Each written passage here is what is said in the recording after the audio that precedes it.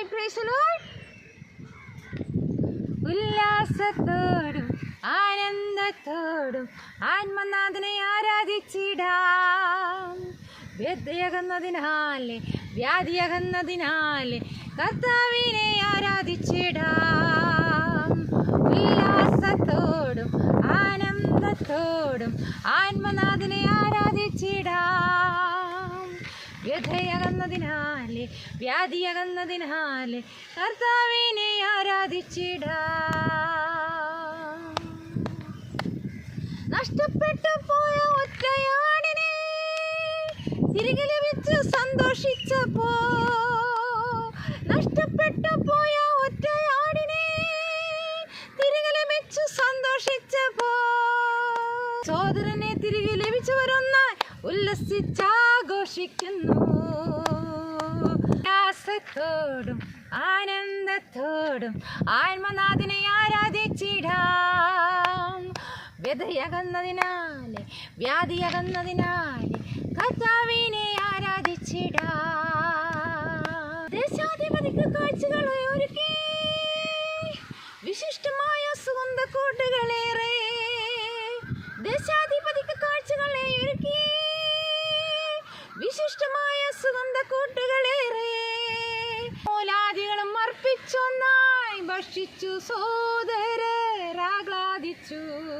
ഫലമൂലാദികളും അർപ്പിച്ചൊന്നായി ഭക്ഷിച്ചു സോദരരാഹ്ലാദിച്ചു. ഉല്ലാസത്തോടും ആനന്ദത്തോടും ആത്മനാഥനെ ആരാധിച്ചിടാം. വ്യതയകുന്നതിനാലെ വ്യാധിയകുന്നതിനാലെ കർത്താവിനെ ആരാധിച്ചിടാം. ഉല്ലാസത്തോടും ആനന്ദത്തോടും ആത്മനാഥനെ ആരാധിച്ചിടാം. വ്യതയകുന്നതിനാലെ വ്യാധിയകുന്നതിനാലെ കർത്താവിനെ ആരാധിച്ചിടാം. ഇന്നത്തെ വാക്യം സങ്കീർത്തനം 133:3. ഇതാ സഹോദരന്മാർ ഒത്തൊരുമിച്ച് വസിക്കുന്നത് എത്ര ശുഭവും എത്ര മനോഹരവും ആകുന്നു. സങ്കീർത്തനം 133:3. യോസഫിൻ്റെ സഹോദരന്മാർ ധാന്യവുമായിട്ട് ഖനാൻ ദേശത്ത് തൻ്റെ പിതാവിൻ്റെ അടുക്കലെത്തിയാറെ എല്ലാ കാര്യങ്ങളും അറിയിച്ചു. ദേശത്തിലെ അധിപതിയായവൻ ഞങ്ങളുടെ ദേശത്ത് ഒറ്റുനോക്കുന്നത് വിചാരിച്ച് ഞങ്ങളോട് കഠിനമായി സംസാരിച്ചെന്നും അപ്പോൾ ഞങ്ങൾ പരമാർത്ഥികളാവുന്നെന്ന് പറഞ്ഞെന്നും, അത് മാത്രമല്ല ഞങ്ങളൊരപ്പൻ്റെ മക്കളാണ്, ഞങ്ങൾ 12 സഹോദരങ്ങളാണ്, ഒരാൾ ഇപ്പോൾ ഇല്ല എന്ന ഇളയവൻ അപ്പൻ്റെ അടുക്കലുണ്ട് എന്ന് പറഞ്ഞ് അധിപതിയായവൻ പറഞ്ഞത്, ഒരു സഹോദരനെ എൻ്റെ അടുക്കൽ വിട്ടേച്ച് നിങ്ങളുടെ വീടുകളിലെ ബുദ്ധിമുട്ടിന് ധാന്യം വാങ്ങിക്കൊണ്ടുപോകുവിൻ, ഇന്ന് ഇളയ സഹോദരനെ നിങ്ങൾ എൻ്റെ അടുക്കൽ കൊണ്ടുവരുവിൻ, അപ്പോൾ ഞാൻ അറിയും നിങ്ങൾ പരമാർത്ഥികളാണ്. അങ്ങനെ നിങ്ങളുടെ സഹോദരനെ ഇങ്ങോട്ട് കൊണ്ടുവരുമ്പോൾ ഞാൻ നിങ്ങളുടെ സഹോദരനെ നിങ്ങൾക്ക് ഏൽപ്പിച്ചു തരും, നിങ്ങൾക്ക് ദേശത്ത് വ്യാപാരവും ചെയ്യാം എന്ന് പറഞ്ഞു. പിന്നെ അവർ ചാക്കഴിക്കുമ്പോൾ ഇതാ ഓരോരുത്തൻ്റെ ചാക്കിൽ അവനവൻ്റെ പണക്കെട്ട് ഇരിക്കുന്നു. അവരും യാക്കോബും പണക്കെട്ട് കണ്ടാറെ ഭയപ്പെട്ടു പോയി. അപ്പോൾ യാക്കോബ് പറഞ്ഞു, നിങ്ങൾ എന്നെ മക്കളില്ലാത്തവനാക്കുകയാണ്. യോസഫില്ല, ശിമിയോനില്ല, ബെന്യാമിനെയും നിങ്ങൾ കൊണ്ടുപോകും, സകലവും എനിക്ക് പ്രതികൂലം തന്നെ എന്ന് അദ്ദേഹം കരഞ്ഞുകൊണ്ട് പറഞ്ഞു.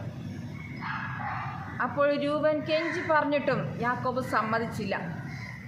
ബെന്യാമിനെ നിങ്ങൾ കൊണ്ടുപോയാൽ വഴിയിൽ വല്ല ആപത്തും വന്നാൽ നിങ്ങൾ എൻ്റെ നിറയെ ദുഃഖത്തോടെ പാതാളത്തിലേക്ക് ഇറങ്ങുമാറാക്കും എന്ന് അദ്ദേഹം നിലവിളിച്ച് പറഞ്ഞു. എന്നാൽ ദേശത്ത് ക്ഷാമം കഠിനമായി തീർന്നു. ഫറവോൻ കണ്ട സ്വപ്നം നിങ്ങൾ ഓർക്കുന്നു?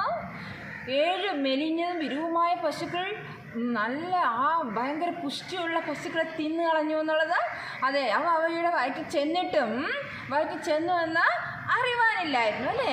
ധാന്യമെല്ലാം തീർന്നു കഴിഞ്ഞപ്പോൾ യാക്കോബ് മക്കളോട് ഇനി നിങ്ങൾ പോയി ധാന്യം കൊണ്ടുവരുവീൻ എന്ന് പറഞ്ഞു. അപ്പോൾ യഹൂദ എന്ന മകൻ പറഞ്ഞു, നിങ്ങളുടെ ഇളയ സഹോദരനെ കൊണ്ടുവരാഞ്ഞാൽ നിങ്ങൾ എൻ്റെ മുഖം കാണുകയില്ല എന്ന് ദേശത്തിലെ അധിപതി പറഞ്ഞിട്ടുണ്ട് എന്ന് പറഞ്ഞു. ഇനിയും ഒരു സഹോദരനുണ്ടെന്ന് അദ്ദേഹത്തോടെ പറഞ്ഞ് എനിക്ക് ഈ ദോഷം വരുത്തുന്നുണ്ടെന്ന് ഇസ്രായേൽ പറഞ്ഞു. അപ്പോൾ അവർ പറയുകയാണ്, നിങ്ങളുടെ അപ്പൻ ജീവിച്ചിരിക്കുന്നുവോ, നിങ്ങൾക്ക് ഇനിയൊരു സഹോദരനുണ്ടോ എന്നിങ്ങനെ വളരെ കാര്യമായിട്ട് അദ്ദേഹം നമ്മുടെ വംശത്തെയും ഒക്കെ താല്പര്യമായിട്ട് ചോദിച്ചതുകൊണ്ടാണ് അത് പറയേണ്ടി വന്നത് എന്ന് പറഞ്ഞു. എന്നാൽ നിങ്ങളുടെ സഹോദരൻ ഇവിടെ കൂട്ടിക്കൊണ്ടുവരുവീൻ എന്ന് അദ്ദേഹം പറയുമെന്ന് ഞങ്ങൾ ചിന്തിച്ചു പോലുമില്ല എന്ന് അവർ പറയുകയുണ്ടായി. അങ്ങനെ യഹൂദ ബെന്യാമിന് വേണ്ടി ഞാൻ ഉത്തരവാദിയായിരുന്നു കൊള്ളാം എന്ന് പറഞ്ഞ് ആ അപ്പനെ സമ്മതിപ്പിക്കുകയാണ്. ക്ഷാമം കഠിനമായതുകൊണ്ട് ഇസ്രായേൽ അത് സമ്മതിക്കുക തന്നെ ചെയ്തു. അവരുടെ പാത്രങ്ങളിൽ കുറേ സുഗന്ധപ്പശ, കുറേ തേൻ, സാമ്പ്രാണി, സന്നിനായകം, ബോടനണ്ടി, ബദാമണ്ടി, ഇങ്ങനെ കുറേ ദേശത്തിലെ വിശിഷ്ട വസ്തുക്കൾ പലതും നമ്മുടെ ഇസ്രായേൽ ദേശത്തിലെ അധിപതിക്ക് വേണ്ടി കാഴ്ചവെക്കാനായിട്ട് കൊടുത്തുവിടുകയാണ്.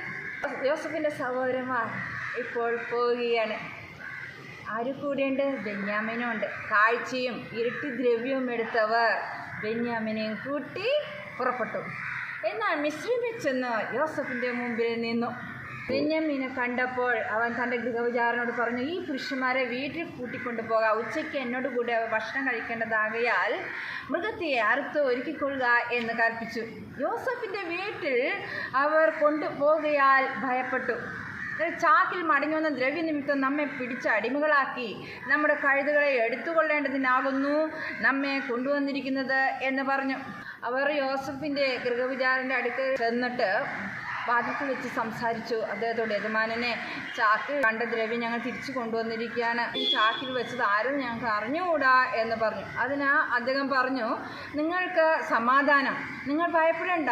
നിങ്ങളുടെ ദൈവം, നിങ്ങളുടെ അപ്പൻ്റെ ദൈവം തന്നെ നിങ്ങളുടെ ചാക്കിൽ നിങ്ങൾക്ക് നിക്ഷേപം തന്നിരിക്കുകയാണ്. നിങ്ങളുടെ ആ ദ്രവ്യം എനിക്ക് കിട്ടി എന്ന് പറഞ്ഞു. ഈ സമയം ശിമയോനെയും അവരുടെ അടുക്കൽ കൊണ്ടുവന്നു. പിന്നെ അവരെ യോസഫിൻ്റെ വീട്ടിനകത്തേക്ക് കൊണ്ടുപോയി അവർക്ക് വെള്ളം കൊടുത്തു, അവരുടെ കഴുതകൾക്ക് തീനൊക്കെ കൊടുത്തു, അവർ കാലുകളൊക്കെ കഴുകി. അവിടെ യോസഫിൻ്റെ വീട്ടിൽ വന്നപ്പോൾ കൈവശമുള്ള കാഴ്ച അവൻ്റെ മുമ്പാകെ വെച്ചു. സാഷ്ടാംഗം യോസഫിനെ നമസ്കരിച്ചു. അവൻ അവരോട് കുശലപ്രശ്നം ചെയ്തു. അപ്പൻ സുഖമായിരിക്കുന്നവോ എന്ന് ചോദിച്ചു. ഈ സമയം അവന് സുഖം തന്നെ എന്ന് പറഞ്ഞ് കുനിഞ്ഞ് നമസ്കരിച്ചു. ബെന്യാമിനെ കണ്ടപ്പോൾ യോസഫ് സഹോദരന്മാരോട് ചോദിച്ചു, നിങ്ങൾ പറഞ്ഞ ഇളയ സഹോദരൻ തന്നെയാണവൻ? അതേന്ന് പറഞ്ഞപ്പോൾ അവനെ തോളിത്തട്ടി പറഞ്ഞു, ദൈവം നിനക്ക് കൃപ നൽകട്ടെ മകനെ എന്ന് പറഞ്ഞു. അനുജനെ കണ്ടിട്ട് യോസഫിൻ്റെ മനസ്സുരുകിയത് കൊണ്ട് അവൻ കരയേണ്ടതിന് ബന്ധപ്പെട്ട് സ്ഥലം അന്വേഷിച്ചു.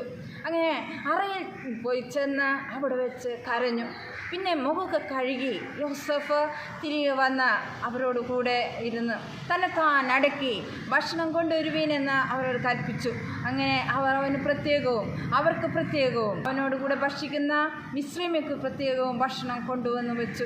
അവൻ തൻ്റെ മുമ്പിൽ നിന്ന് അവർക്കുള്ള ഓഹരി കൊടുത്തയച്ചു. എന്നാൽ ബെന്യാമീന് കൊടുത്ത ഓഹരി 5 ഇരട്ടി, അവരെക്കാൾ 5 ഇരട്ടിയായിരുന്നു.